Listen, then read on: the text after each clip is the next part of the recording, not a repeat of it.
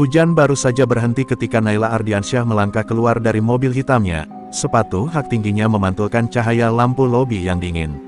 Langkahnya tegas, matanya lurus ke depan, seperti ratu yang turun ke medan perang. Di balik jas putih mahal yang membungkus tubuh rampingnya, tak ada satupun yang tahu bahwa hati wanita itu kosong, retak oleh masa lalu yang membuatnya tak lagi percaya pada cinta. Pagi itu, seperti biasa, kantor pusat Ardiatek Group sibuk dengan rutinitas. Karyawan menunduk sopan saat Naila lewat, sebagian pura-pura sibuk di depan komputer hanya agar tak kena tatapannya yang tajam. Ia dikenal sebagai CEO muda paling disiplin, perfeksionis, dan tak punya waktu untuk hal-hal remeh seperti emosi. Dunia bisnis mengaguminya, tapi diam-diam juga takut padanya, terutama setelah berita pertunangannya batal 2 tahun lalu, sehari sebelum hari pernikahan. Naila masih ingat jelas malam itu, gaun pengantin putih yang tergantung tanpa makna, bunga mawar layu di tangan, dan pesan singkat dari tunangannya, "Maaf, aku tak siap menikahi wanita yang mencintai karirnya lebih dari cinta." Sejak itu, Naila berjanji, cinta hanya akan memperlambat langkahnya. Ia membangun tembok setinggi langit. Namun, pagi itu ada sesuatu yang berbeda. Saat ia memasuki lobi utama dengan ponsel di telinga, matanya sekilas menangkap pemandangan aneh. Seorang tukang sapu, berjaket lusuh, sedang menunduk di sudut ruangan, melindungi seekor anak kucing basah dari sisa hujan di luar.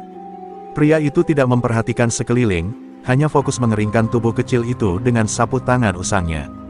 Ada kelembutan di sana, sesuatu yang Naila tak pernah lihat di dunia yang penuh topeng kepura-puraan ini. Untuk pertama kalinya dalam bertahun-tahun, Naila berhenti melangkah. Ia memperhatikan wajah pria itu, sederhana, tanpa ekspresi, tapi tatapannya teduh. Ada ketenangan yang aneh, seolah dunia di sekitarnya bisa runtuh dan ia tetap tak gentar. Naila tidak tahu kenapa dadanya tiba-tiba terasa hangat. Sekilas, hanya sekilas, tembok yang ia bangun selama ini retak halus. "Siapa dia?" gumam Naila pelan, hampir tak terdengar. Sekretaris pribadinya menoleh bingung, tapi Naila segera menggeleng. Ia berusaha menepis rasa ingin tahunya, perasaan itu asing dan tak masuk akal. Seorang CEO jatuh perhatian pada tukang sapu. Konyol, ia segera kembali ke ruangannya, mencoba menenggelamkan diri dalam laporan dan grafik keuangan, tapi bayangan pria sederhana itu terus muncul di pikirannya seperti bayangan yang enggan pergi. Sore harinya, saat hujan turun lagi, Naila berdiri di depan jendela kaca tinggi, menatap derasnya air mengguyur kota. Ia tak mengerti kenapa wajah pria itu, yang bahkan belum ia ketahui namanya, muncul setiap kali ia menutup mata.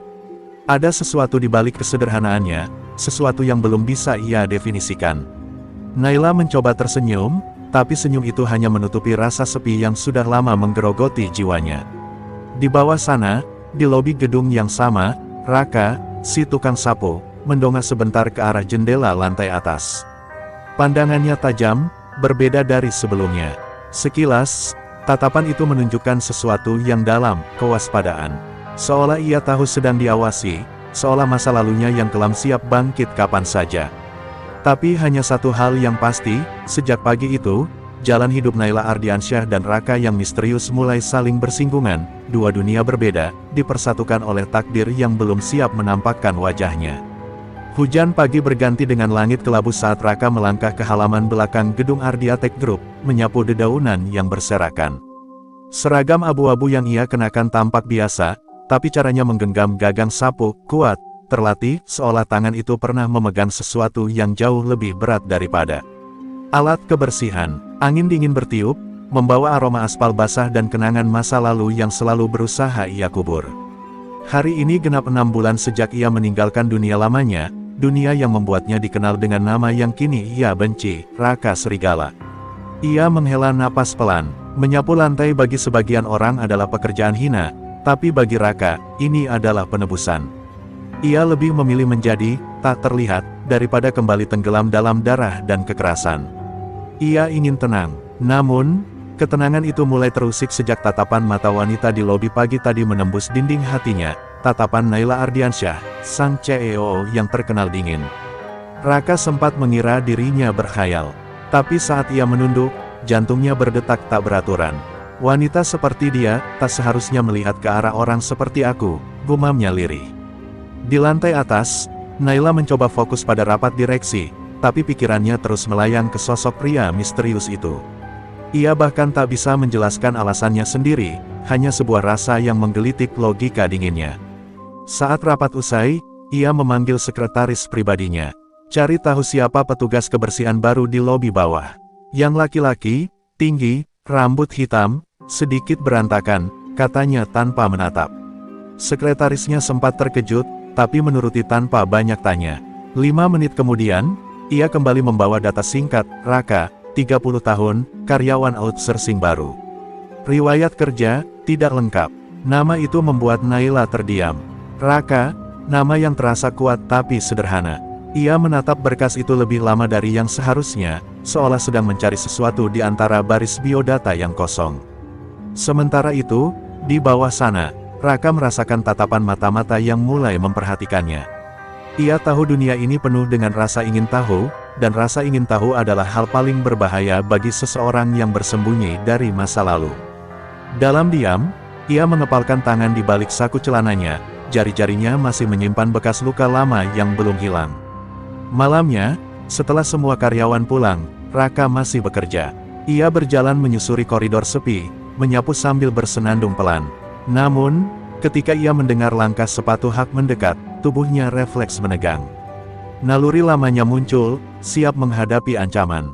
Tapi yang muncul bukan musuh, melainkan Naila sendiri, berdiri di ujung lorong, menatapnya dengan mata penasaran. Masih bekerja jam segini, suaranya lembut, tak seperti biasanya. Raka menunduk cepat. Belum selesai, Bu. Saya biasa kerja sampai bersih semua. Nada suaranya tenang, tapi ada getar halus di ujungnya. Naila mendekat, melihat wajahnya lebih jelas di bawah cahaya lampu neon. Entah apa yang membuatnya berkata begitu, Naila hanya tersenyum samar. Kau berbeda dari kebanyakan orang di sini. Terima kasih sudah bekerja keras. Ucapan itu sederhana, tapi bagi Raka, terasa seperti pisau yang menembus perisai hatinya. Ia hanya bisa menunduk lebih dalam, menahan sesuatu yang nyaris tak bisa ia kendalikan, perasaan hangat yang seharusnya sudah lama ia kubur bersama masa lalunya. Saat Naila berjalan pergi, langkahnya terdengar lembut, tapi di dada Raka, gema langkah itu berubah menjadi dentuman berat. Ia menatap bayangannya sendiri di kaca, dan untuk pertama kalinya dalam bertahun-tahun, wajahnya tampak hidup. Ia tahu, hidupnya yang tenang akan berubah mulai malam ini. Ia tahu, dunia lamanya tak akan diam melihat dirinya mencoba menjadi orang biasa. Tapi yang belum ia tahu, wanita di ujung lorong itu akan menjadi alasan terbesarnya untuk melawan takdir. Hujan deras kembali mengguyur Jakarta malam itu. Jalanan macet, lampu-lampu mobil memantul di genangan air seperti ribuan serpihan kaca. Naila menatap layar ponselnya, baterai hampir habis, dan ia baru sadar dompetnya tertinggal di ruang rapat lantai. 8. Mobil dinasnya sudah pulang karena ia menyuruh sopirnya pulang lebih dulu. Untuk pertama kalinya dalam hidupnya yang serba terencana, Naila terjebak sendirian di parkiran basement gedung perusahaannya. Ia memeriksa pintu keluar otomatis yang terkunci karena sistem keamanan malam hari. Hanya ada suara hujan dan dengungan lampu neon. Ketika ia mulai merasa frustrasi, langkah kaki berat terdengar mendekat. Dari balik bayangan muncul sosok Raka, dengan seragam kebersihan yang sudah setengah basah oleh hujan. Wajahnya tenang, tapi tatapan matanya seolah langsung menembus tembok keangkuhan Naila. Bu Naila, suaranya rendah tapi mantap. Kenapa masih di sini? Naila mencoba menjaga wibawanya. Aku, dompetku tertinggal, tidak ada kunci cadangan, dan sopirku sudah pulang. Raka menatap sebentar ke arah hujan di luar, lalu tanpa banyak bicara, melepas jaket lusuhnya dan menaruhnya di pundak Naila. Jangan kedinginan, di bawah sini anginnya bisa bikin masuk angin. Naila tertegun, tidak ada satupun orang di kantor yang berani bersikap sesederhana itu padanya, tak satu pun yang berani menyentuhnya tanpa izin. Tapi Raka melakukannya bukan karena berani, melainkan karena tulus. Beberapa detik mereka terdiam, hujan menjadi latar, dan aroma tanah basah memenuhi udara. Naila memandangnya dari dekat, baru sadar betapa mata pria itu menyimpan kesedihan yang tak bisa dijelaskan, seperti seseorang yang kehilangan terlalu banyak, tapi tetap berusaha hidup. Apa kau selalu bekerja sampai larut? Tanyanya pelan. Raka tersenyum tipis, sapu masih di tangannya. Kalau malam, gedungnya tenang. Saya bisa berpikir tentang hal-hal yang dulu saya lakukan, dan hal-hal yang seharusnya tidak saya lakukan. Kata-kata itu menggantung di udara. Ada sesuatu dalam nada suaranya yang membuat Naila merasakan beban yang tidak seharusnya dimiliki oleh seorang tukang sapu biasa. Saat listrik gedung tiba-tiba padam karena badai, lampu darurat menyala redup. Naila sedikit panik, tapi Raka dengan sigap mengeluarkan senter kecil dari sakunya. "Tenang, saya tahu jalan pintas ke ruang keamanan," katanya lembut. Ia berjalan di depan, memastikan Naila tidak menginjak genangan air berbahaya. Setiap langkahnya penuh perhitungan, seolah tubuhnya hafal setiap sudut gelap di gedung itu. Ketika mereka akhirnya tiba di ruang keamanan, Naila baru sadar, tangan mereka saling menggenggam tanpa ia sadari. Ia segera menarik tangannya, tapi jantungnya berdegup kencang. "Terima kasih, Raka," katanya lirih. Raka menatapnya sesaat, lalu menunduk sopan. "Saya cuma melakukan apa yang seharusnya, Bu." Tapi di balik ketenangan itu, ada sesuatu di matanya, rasa takut. Bukan takut pada Naila, tapi pada dirinya sendiri.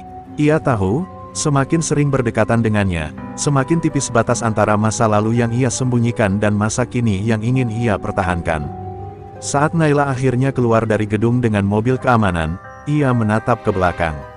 Raka masih berdiri di bawah lampu redup, menatap hujan, dengan wajah yang tak bisa ia lupakan. Di dada Naila, sesuatu mulai berubah, rasa yang ia pikir sudah mati kini berdenyut pelan, mengusik logikanya yang selama ini membeku. Dan tanpa ia sadari, malam itu adalah awal dari sebuah ikatan halus antara dua hati yang sama-sama terluka, yang akan mengguncang dunia mereka berdua. Sejak malam hujan itu, Naila tak lagi sama. Ia berusaha menolak perasaan yang tumbuh tanpa izin, tapi setiap kali melihat sosok Raka menyapu di lobi dengan tenang, jantungnya bergetar tanpa alasan.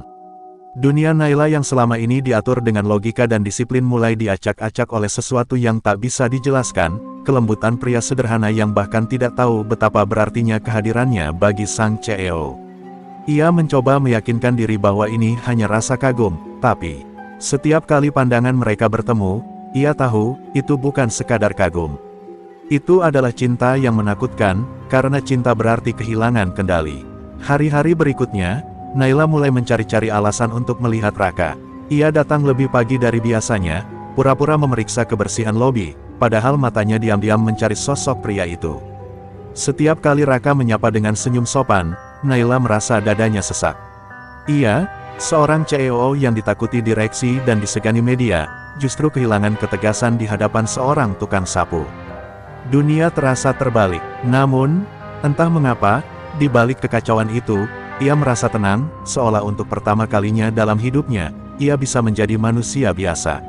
Sementara itu, di sisi lain, Raka pun tak luput dari gejolak yang sama. Ia berusaha menjaga jarak, tapi setiap kali melihat Naila berjalan dengan langkah mantap dan mata yang menyimpan kelelahan tersembunyi, hatinya terguncang. Ada rasa kagum yang berubah menjadi sesuatu yang lebih dalam, sesuatu yang berbahaya. Ia tahu, dunia mereka berbeda, langit dan bumi. Tapi bagi Raka, Naila bukan sekadar wanita kaya, ia adalah cahaya yang perlahan menyinari kegelapan masa lalunya. Namun ia juga tahu, semakin ia dekat dengan cahaya itu, semakin jelas bayangan gelap yang mengikutinya. Gosip mulai berembus di antara karyawan.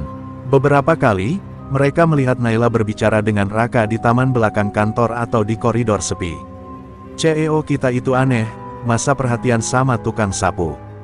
bisik seorang staf Hari. Naila tahu kabar itu akan menyebar cepat, tapi ia tak peduli. Ia sudah terlalu lama hidup dengan wajah yang harus selalu kuat dan tanpa celah. Di hadapan Raka, ia bisa tertawa tanpa topeng. Ia bahkan mulai mengunjungi kantin bawah hanya untuk makan bersama para pekerja, sesuatu yang membuat seluruh kantor gempar.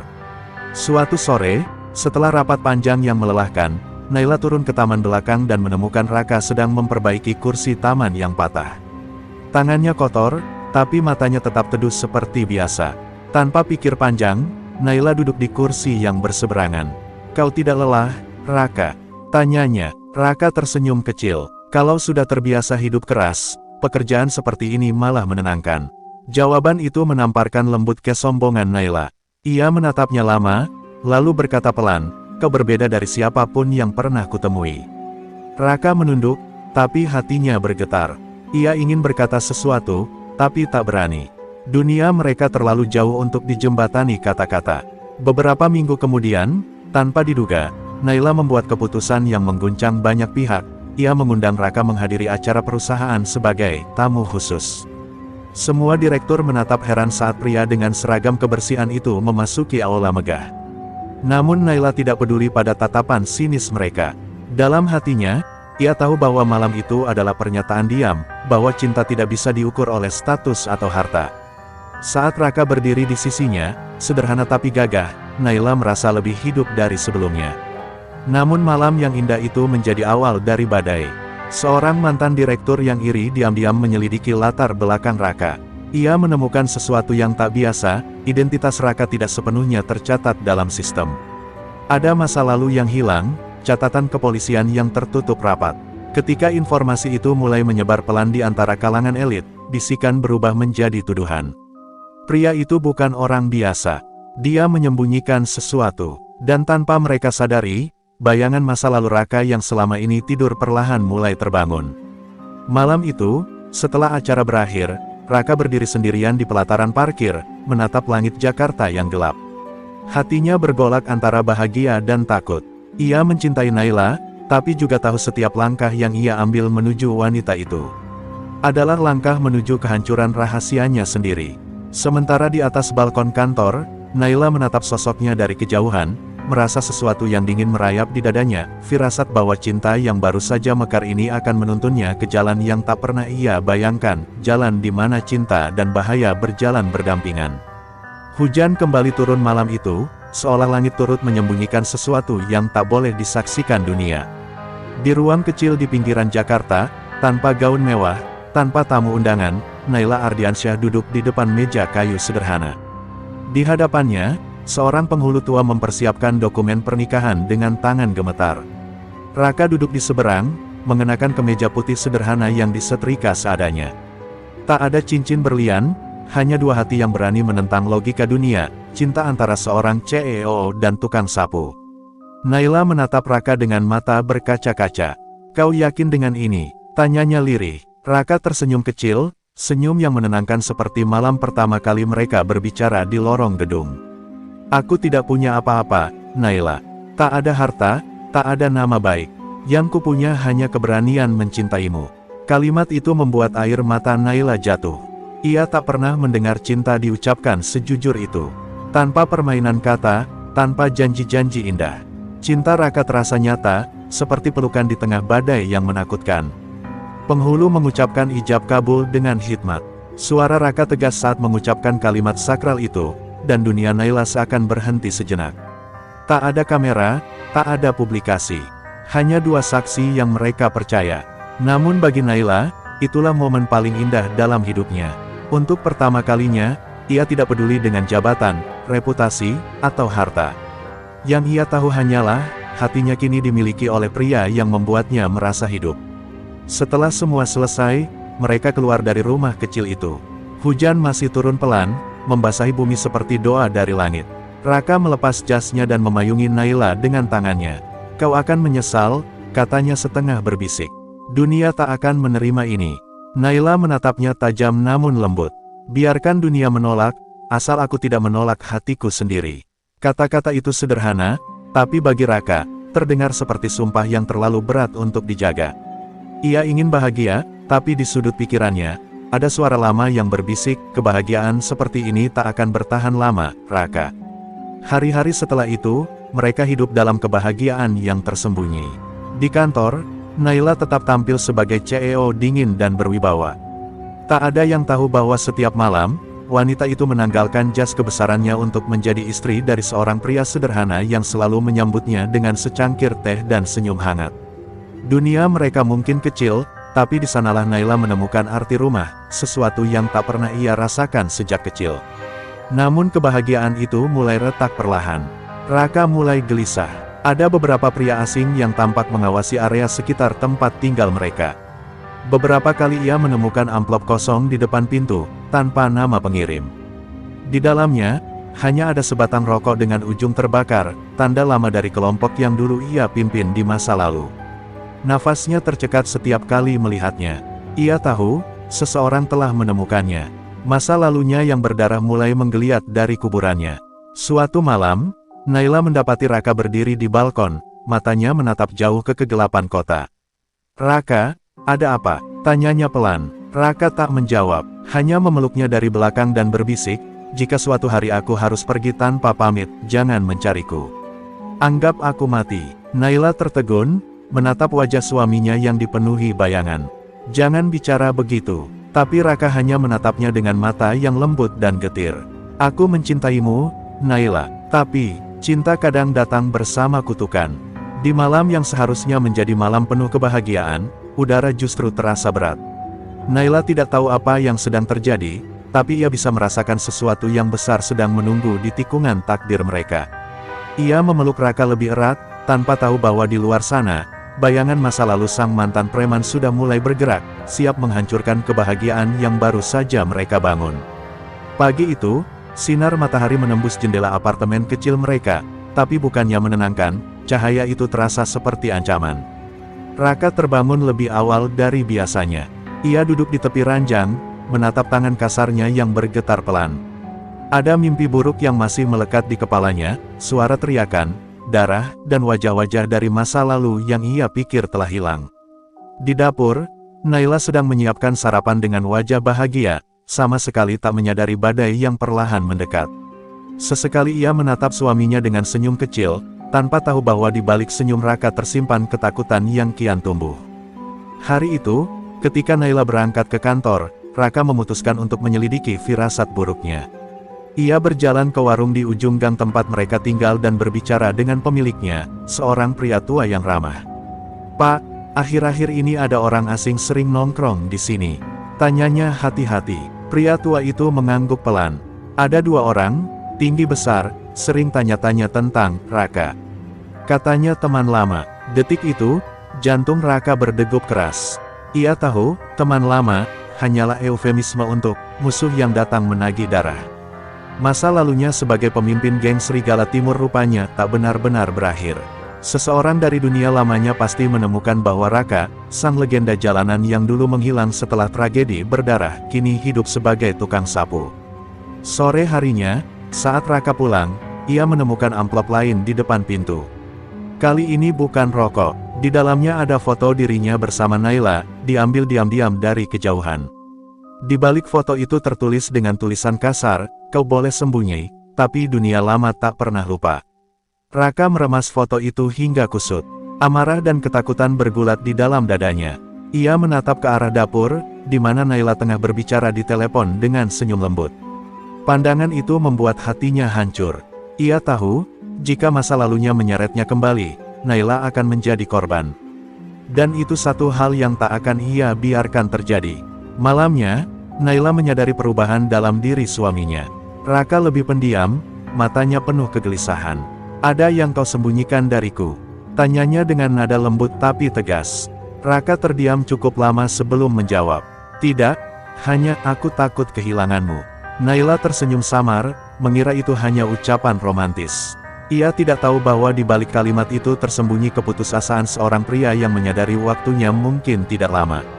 Malam itu, mereka makan malam dalam diam. Hanya suara hujan di luar yang memecah keheningan, seperti pertanda bahwa badai akan segera datang. Keesokan harinya, Naila sedang memimpin rapat besar ketika sekretarisnya datang tergesa-gesa. "Bu Naila, ada yang aneh. Ada 2 pria tak dikenal mencoba masuk ke area parkir perusahaan. Satpam berhasil menghentikan mereka, tapi mereka menyebut nama suami ibu."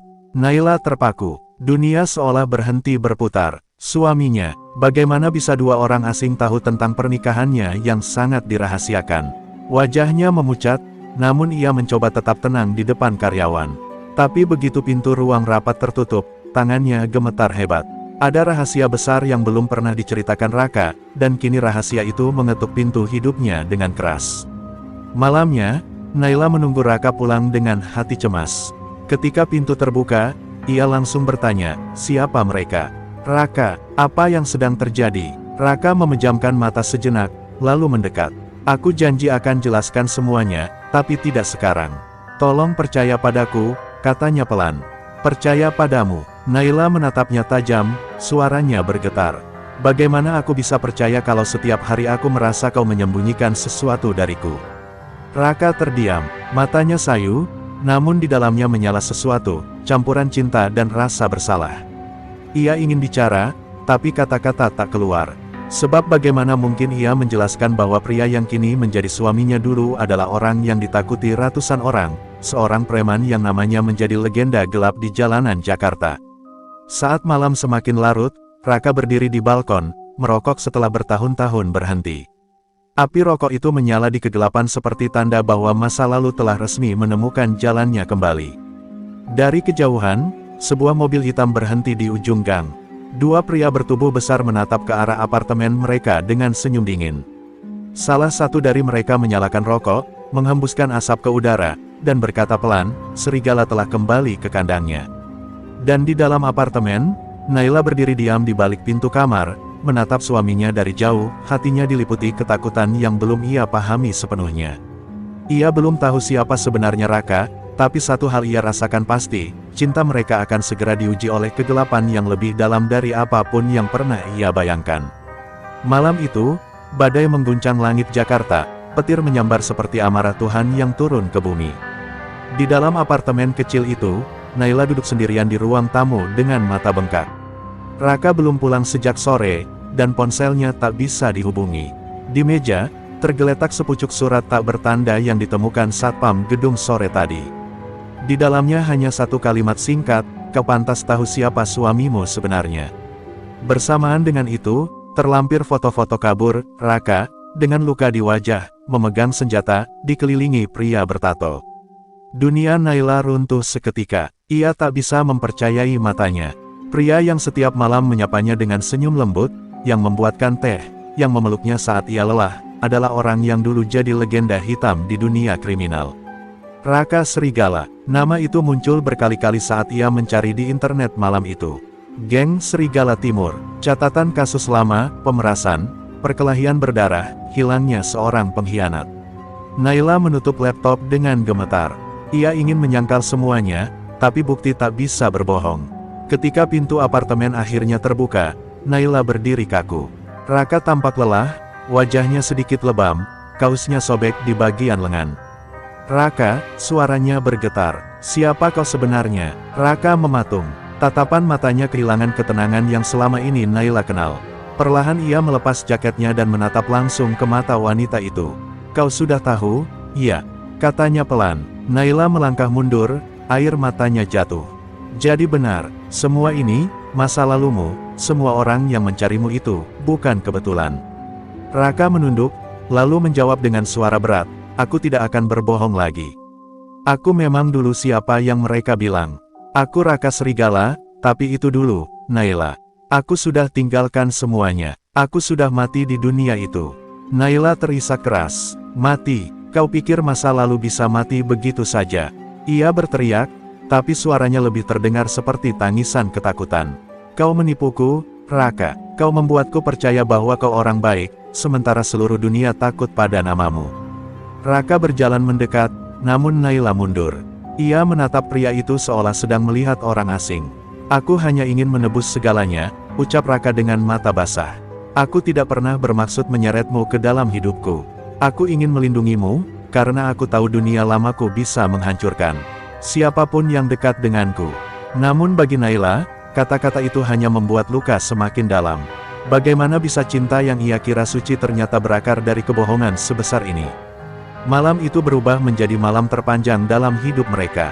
Naila menangis di kamar, sementara Raka duduk di ruang tamu, menatap jari-jarinya yang dulu menumpahkan darah, kini bergetar tak berdaya. Ia ingin pergi, tapi hatinya tak sanggup meninggalkan wanita itu. Di luar, suara sirine polisi terdengar samar. Dunia yang dulu ia hindari kini menjejaki langkahnya lagi. Dan ia tahu, kali ini pelariannya akan berakhir. Keesokan paginya, berita mengejutkan mengguncang media. CEO Ardiatek diduga menikah dengan mantan preman legendaris. Foto-foto mereka terpampang di laman utama berita nasional. Direksi panik, saham perusahaan anjlok, dan telepon Naila berdering tanpa henti. Dunia korporat tidak punya belas kasihan pada cinta. Di ruang rapat, para direktur menatapnya dengan tatapan tajam. "Bu Naila, kami menuntut klarifikasi. Ini bisa menghancurkan citra perusahaan, kata salah satu dari mereka dingin. Naila tak menjawab, kepalanya berputar. Dunianya yang dulu penuh kehormatan kini berubah jadi neraka terbuka. Sore itu, Naila pulang dalam diam. Di rumah, ia menemukan Raka sedang berkemas. "Kau mau kemana?" tanyanya, nyaris tanpa suara. Raka menatapnya dengan mata sendu. "Aku harus pergi, Naila. Kalau aku tetap di sini, mereka akan datang. Bukan cuma untukku, tapi untukmu juga." Naila menatapnya lama, lalu berbisik lirih, "Kau pikir pergi bisa memperbaiki semua ini?" "Tidak, Raka. Dunia sudah tahu siapa kau, dan aku juga. Tapi aku masih belum tahu, siapa dirimu yang sebenarnya. Si Raka yang mencintaiku, atau si Raka yang ditakuti dunia?" Raka terdiam. Ia ingin menjawab, tapi hanya bisa menatap wajah wanita itu, wanita yang telah menghidupkannya kembali, namun juga yang kini harus ia sakiti demi keselamatannya. Sebelum ia melangkah keluar, Raka berbalik dan menatapnya sekali lagi. "Aku tidak akan biarkan mereka menyentuhmu, Naila. Sekalipun aku harus kembali jadi monster yang dulu." Dan di detik itu, Naila sadar, cinta yang ia perjuangkan kini telah berubah menjadi medan perang. Bukan lagi antara status dan kehormatan, tapi antara cinta dan darah. Ia berdiri di ambang pintu, menyaksikan suaminya berjalan menjauh di bawah hujan deras, langkahnya berat, tapi penuh tekad. Ia tak tahu apakah masih bisa mempercayainya, tapi satu hal pasti, cinta mereka belum selesai, karena masa lalu Raka baru saja memulai babak balas dendamnya. Hujan belum juga reda malam itu. Naila berdiri di depan jendela, menatap jalanan kosong di bawah. Suara hujan mengguyur genting terdengar seperti ribuan bisikan yang menertawakannya. Dunia luar mencaci, media menguliti hidup pribadinya tanpa ampun, dan para pemegang saham menuntut pengunduran dirinya. Namun yang paling menyakitkan bukan itu, melainkan kepergian Raka. Pria yang ia cintai telah lenyap, meninggalkan hanya bayangan dan skandal. Di meja ruang tamu, koran hari ini tergeletak dengan headline besar, "Suami CEO Ardiatek, mantan preman buronan lama." Sepanjang hari Naila menjalani neraka yang hidup. Wartawan mengepung gedung perusahaan, rekan bisnis memutus kontrak, dan karyawan mulai berbisik di belakangnya. Setiap langkahnya di kantor terasa seperti berjalan di atas kaca tajam. "Bu Naila, Dewan ingin Anda mundur sebelum reputasi perusahaan hancur total," kata salah satu direktur dengan nada dingin. Naila tak menjawab, ia hanya menatap keluar jendela kantor tingginya, tempat ia dulu merasa berkuasa, kini menjadi penjara kaca yang menelanjangi segalanya. Namun di balik semua tekanan itu, ada satu hal yang terus menghantui pikirannya, di mana Raka sekarang. Ia mencoba melacak, tapi pria itu seolah menghilang dari dunia. Tak ada jejak, tak ada kabar. Hanya satu pesan suara misterius masuk ke ponselnya tengah malam, "Naila, jangan cari aku. Aku harus selesaikan ini dulu." Suara Raka berat, penuh luka. Naila menggenggam ponselnya erat-erat, air matanya jatuh tanpa bisa ditahan.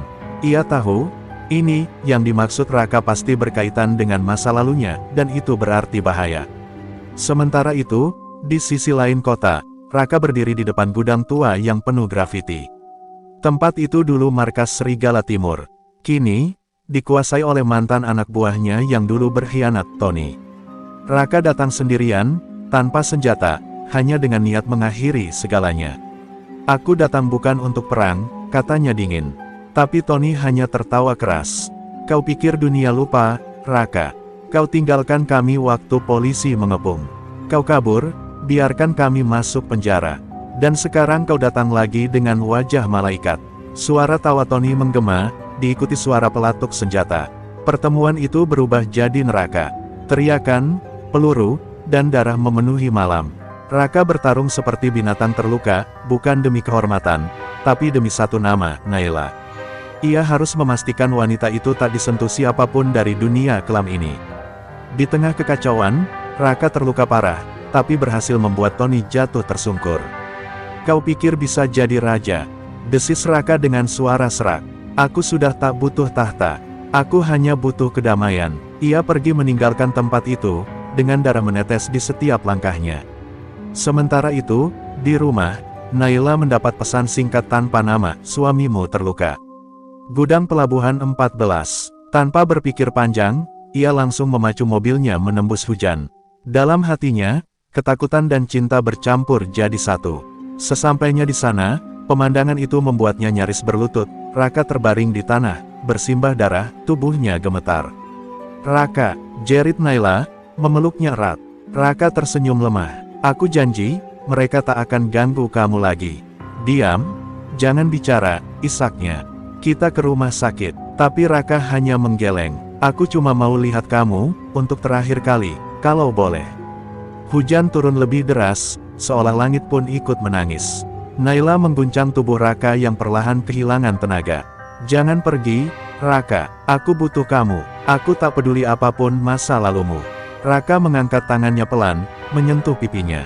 "Terima kasih, sudah buat aku tahu, rasanya dicintai." Bibirnya tersenyum samar sebelum kepalanya jatuh ke bahunya. Naila berteriak, suaranya memecah hujan dan malam. Dunia seolah berhenti. Dalam pelukannya, cinta yang lahir dari dua dunia berbeda kini membayar harga tertinggi, darah dan kehilangan. Namun ketika ambulans tiba, tubuh Raka sudah tak ada. Hanya genangan darah yang tersisa.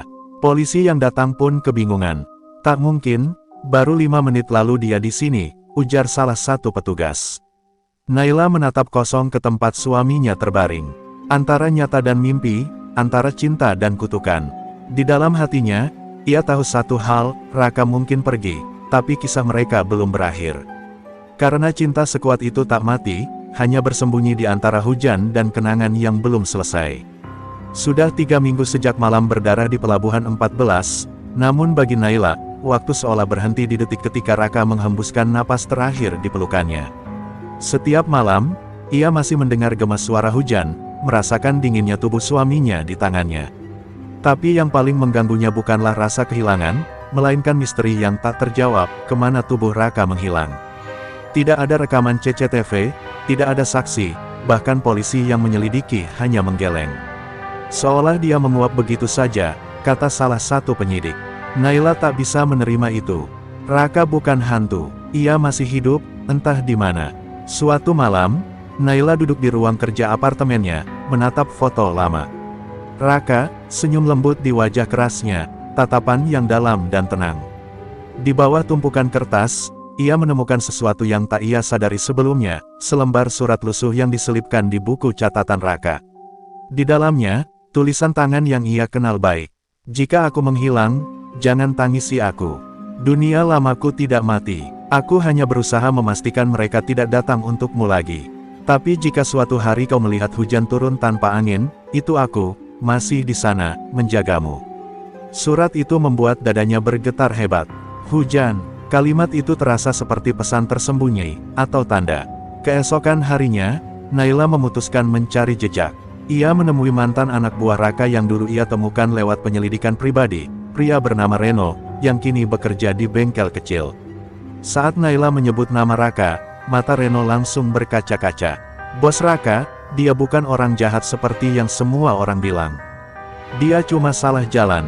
Malam itu, saya lihat sendiri, Bu. Ada mobil hitam datang setelah ibu pergi. 2 orang berbadan besar mengangkat tubuhnya. Tapi bukan orang Tony. Mereka, orang dari dalam," katanya pelan. Naila terpaku. "Dari dalam, maksudmu siapa?" Reno menggeleng. "Saya nggak tahu pasti, tapi mobil itu platnya milik lembaga pemerintah." Sejak itu, Naila tak bisa tidur. Setiap potongan informasi membuat misteri semakin dalam. Ia menyewa detektif pribadi, memeriksa jaringan rumah sakit, bahkan memeriksa kamar mayat, hasilnya nihil. Tapi sesuatu di dalam dirinya menolak menyerah. Suatu sore, saat keluar dari kantor, hujan tiba-tiba turun deras tanpa angin, seperti pesan dari langit. Dan di bawah derasnya hujan itu, di seberang jalan, ia melihat sosok pria tinggi mengenakan jaket hitam, berdiri di bawah payung. Tubuhnya kokoh, langkahnya dikenalinya dari jauh. "Raka," bisiknya, tapi sebelum ia sempat menyeberang, pria itu menghilang di antara kerumunan. Hari-hari berikutnya menjadi kabut antara waras dan gila. Naila mulai melihat tanda-tanda kecil, surat tanpa nama di mejanya, setangkai mawar merah di mobilnya, bahkan pesan singkat tanpa pengirim bertuliskan, "Jangan takut. Aku di dekatmu." Namun apakah itu benar Raka, atau hanya permainan musuh lamanya? Ketakutan dan harapan bercampur jadi satu, membuat Naila nyaris kehilangan kendali. Ia mulai mengikuti setiap bayangan, setiap langkah samar, berharap menemukan sesuatu yang nyata.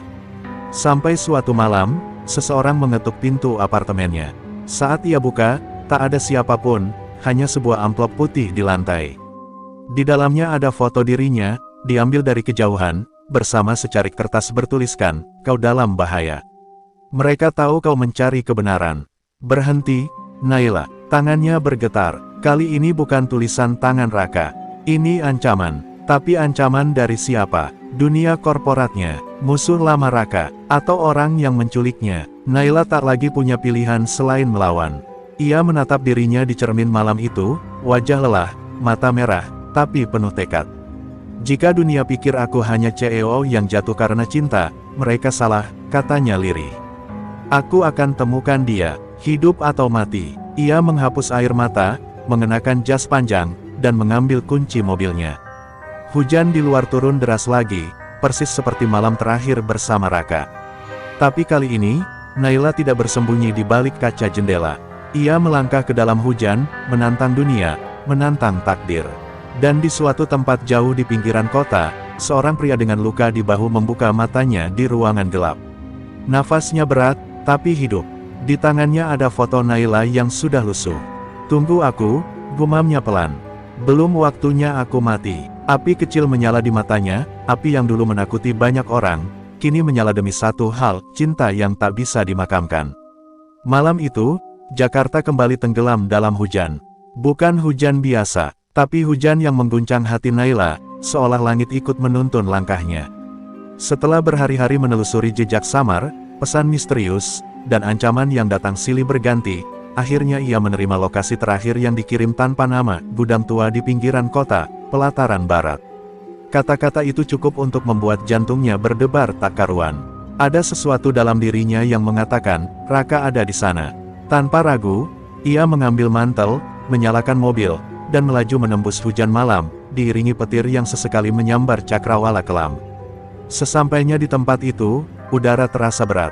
Gudang tua itu tampak sepi, hanya suara air hujan menetes dari atap berlubang dan bau karat yang menusuk. Dengan senter di tangan, Naila melangkah pelan. Setiap bayangan membuatnya menoleh, setiap derit membuat dadanya mencengkeram. Lalu, di tengah ruangan yang gelap dan dingin, ia melihatnya, sosok yang berdiri dengan jaket hitam, tubuh tegap tapi sedikit limbung. "Raka," suaranya serak, nyaris tak keluar. Pria itu menoleh perlahan, wajahnya pucat, dengan luka di pelipis yang belum sembuh.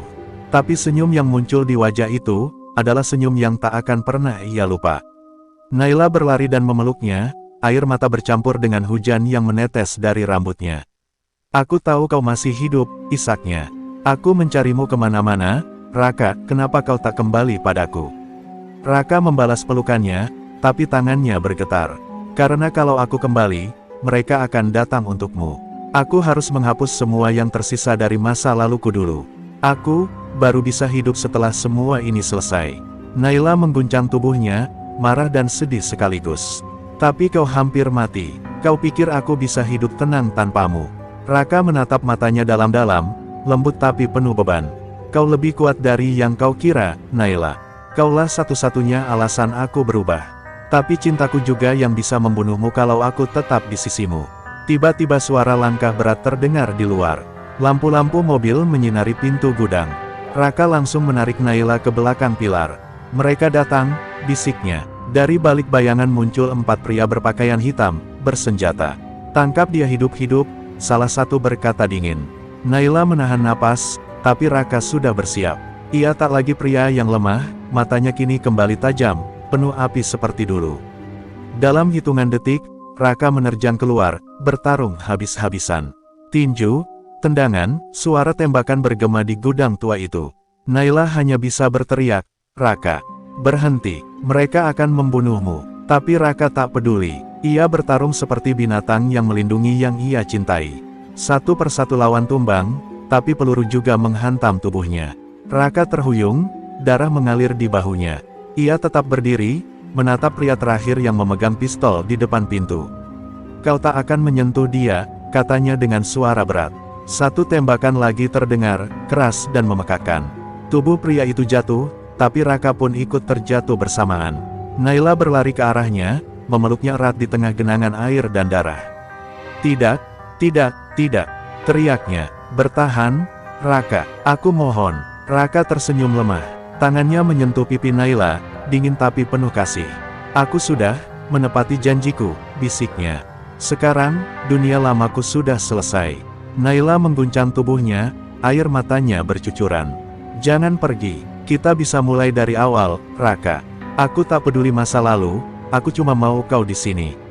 Raka menggeleng pelan. Aku cuma mau kau hidup bahagia, tanpaku. Aku cinta kamu, Naila, lebih dari hidupku sendiri. Kata-kata itu menjadi napas terakhir yang keluar dari bibirnya sebelum matanya perlahan tertutup.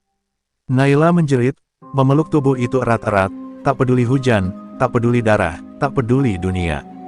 Hanya cinta yang tersisa, cinta yang kalah. Tapi abadi. Beberapa jam kemudian, polisi datang. Mayat-mayat ditemukan, tapi sekali lagi, Raka tak ada di tempat kejadian.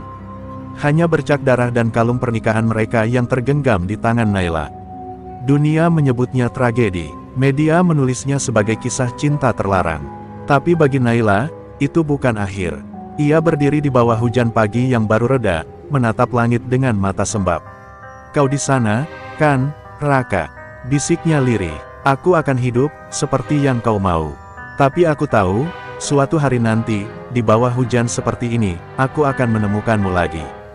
Dan ketika tetes pertama hujan turun, angin membawa aroma samar yang dulu hanya dimiliki oleh satu orang. Di antara suara rintik air, ia mendengar bisikan lembut, suara yang tak akan pernah ia lupakan. Aku di sini, Naila.